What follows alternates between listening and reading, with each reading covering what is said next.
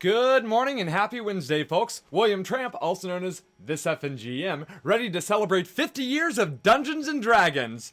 Okay, actually I'm here to celebrate Encounter Party. Episode 17 aired last night, February 27th, on the Dungeons and Dragons Adventures Network, which you can find on Freevee and Plex. For those of you who are interested in hearing a spoiler-filled recap, well, you're at the right place. If you're not interested in hearing a spoiler-filled recap, you should check out this video where I talk about how everything is bears. It's a fun time. Either way, we're going to go ahead and get started on this recap, so go ahead and hit it, Tommy! Encounter Party Episode 17, Just a Small Town, begins as the group enters the village of Subar. It's quiet with a couple of people milling about. There's a new terrain set up. It's kind of a small village with a big tree in the middle. Tolo learns that it's a small farming village, and Olivina determines that the location of the local inn is the building right beside them. They go in, learn a little bit about the town, which is that it's small and quiet, and that's about it. Viridian suggests to Tolo to sniff around, which is code for detect magic, which there's none. Flick asks about notable people and lore, of which there's none. Asher offers to Flick to let him turn invisible, and suddenly 3 precocious and curious children pop up very excited when hearing about the spell. Well, they run off for a game of hide and seek, and Flick discovers that his weapons are gone. Flick storms after the kids, but Flick leans into the game and counts down before he begins searching. Well, Asher is apparently the queen of hide-and-seek and discovers them hidden behind a rock with Flick's blades.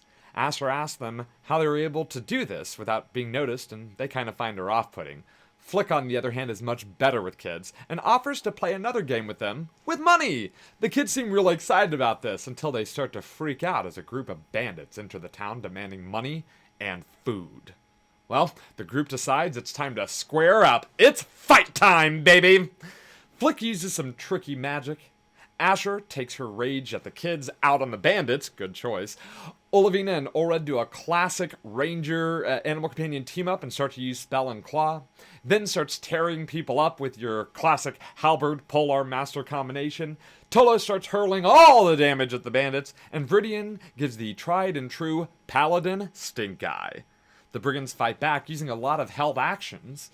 But ultimately, the group realizes that the damage that they're doing to the group is actually going to their allies when Tolo nearly kills Ored.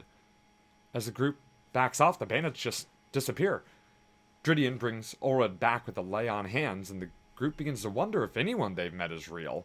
As they run into the inn to get information, they realize that they are now children, 10-year-old versions of themselves. What's going on? Well, they decide at this time to be hooligans, and Tolo goes into an open window of a random house, and then he starts to grow, becoming a giant-sized version of himself. Flick runs into another open window. He's in a person's home, and there's food. The group dares him to eat it, but Flick decides to look around to see if there's something else, but only finds the food. Well, soon enough, Tolo realizes that the houses have moved. Asher enters a building, and she also sees food. She decides to eat some cake and gain some temporary hit points, and then everyone reverts to normal age and size, but the houses don't go back to their normal configuration. Asher goes to the group to share the cake, and most everyone gains temporary hit points, but not all of them. And suddenly it turns to night. They realize there's one more house, and as they break in, a woman hits them with the frying pan. They debate for a moment, and Tolo breaks through the door, and as someone says, like a firefighter, Tolo erupts into flames. Well, he decides at that moment to go hug the tree in the center of town on a suspicion, and the fire just snuffs out. Well, in the house, with the woman who may no longer be there, there's more food. Tolo decides to climb the trees, and the rest of the group starts to eat the food. Everyone who eats gains a level of exhaustion. Those in the tree see a lone knight approaching the town. Tolo approaches the knight. The knight wears tarnished armor, and his face is obscured in shadow. Tolo speaks to the knight, and the knight turns and leaves. The group decides that the tree is promising, so they all decide to connect to the tree, and sure enough, the knight is back, watching them. The knight whispers, despite the distance, and they all hear, "Look out." A specter rises from behind Olivina and attacks. She asks for help from her goddess, the patron of force, and the smoke creature slashes at her. Olivina strikes out of the smoke beast with a natural 20, but that's not enough to stop it, and it continues to attack her. Dridian attacks the specter with a smite and destroys the creature. Okay, but wait, with that, there's another whisper on the wind. happy birthday. Wait, there's a candle in the window of a tall building. Flick goes in and finds a small wooden box and a very large chest with something glowing within. Flick goes for the little box, and Brian tells him that he's chosen this box over a chest of 25,000 gold pieces. As Flick returns to the group, the knight stares at him, holding the box. Flick brings him the box and says, "Happy birthday" to the knight. The knight drops his shield, takes the box, and then lightning strikes the tree, and everything is engulfed in flames, and soon nothing is left. Particularly the illusion magic that's been surrounding the town. It dissipates, and the group sees that there are only ruins left. At the base of the tall building, there's a root cellar. As they enter the cellar, they find a small child in rags holding a jagged rock. The child weeps and laments his choices. Then takes the boy's hand and leads him out, and the boy disappears as he's brought into the light. Flick sits with the stone and begins to identify it. It's the Rock of Randomness, a magic die that creates random effects and significance to the roll. Flick treats this with much care. At this point, it's night. The village is ruined and burnt to ashes, and the group decides to take a long rest. And that's the episode. What was that? If I'm being honest, this is kind of a strange episode to give my likes, dislikes, and interest in because it's such a weird episode. It's cool, but very odd. I suppose I could start with what I liked about it. Well, it's weird. I enjoy having sessions where things get really weird. And that could be a really fun break from the normal, dungeon crawling or exploration. It could be just a really exciting way to introduce oddness. And frankly, when it comes to illusion magic, I'm a big fan of show, don't tell. As in, show them what they see, let them know what they experience, but don't tell them it's an illusion, obviously, and don't have them start rolling saving throws out of nowhere because, well, that's kind of an indicator as well. So that was pretty interesting. What I didn't like about this episode, the problem with the format that they have chosen to show the episodes in, which are 48 minutes long episodes, is that there's editing involved. And when there's editing, and when we see the editing involved, it makes episodes like this seem that much more jarring.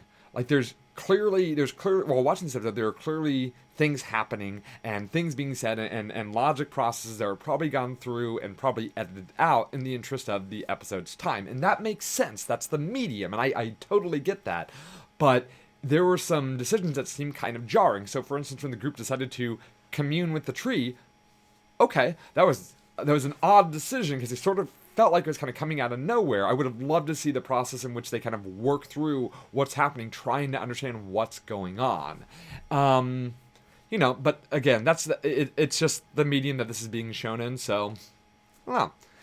What am I interested in seeing? Well, obviously I want to know what this, the Rock of Randomness is all about. What is this? This is a really powerful device. Obviously, the fact that it can create all these random effects means that, this is a lot of power, it feels like. Even if it's just an illusion, there's a lot that this rock can do to a group of seasoned adventurers. I would be very curious as to why the future wants it. Now, most likely, if their previous theory was correct, the rock is just going to be broken down and turned into, more powerful monocles. That's their theory. But I don't know. I'm kind of curious to see if that thing ends up getting rolled again. Obviously, I'd love to know what they all do, but that would just be tedious to force everybody to watch all the rolls go off and probably lose the excitement. But darn it, as the dungeon master, I want to see the random table. I'm also interested in kind of knowing, how does the group respond to this? Like, this is kind of a traumatic situation. It's not just the illusion, but knowing that this particular item very likely led to the death of a child who got a hold of it and unintentionally killed everyone in his town. And that's a heavy thing to bear. I'd love to see if that pops up later in future episodes. How much of that are they going to carry with them? Yeah.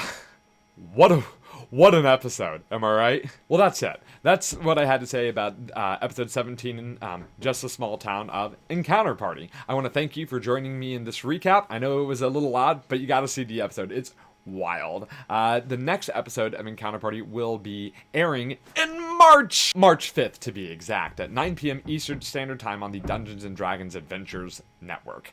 Otherwise, the next episode of my recap will be the very next morning, Wednesdays, as they usually are. Hey, you should tell me what you thought of this weird, wacky episode in the comments below. Also, you should consider joining the Encounter Party Discord, where you can join other people who are sharing their theories and sharing their thoughts about these episodes. The cast gets in there and talks about it with all of us. It's a good time, I think so. So, hey, if not, if you don't want to do any of those things, maybe just hit the like and hit the subscribe button. I'd appreciate that. All right, well, thanks for joining, and I'll see you all next time.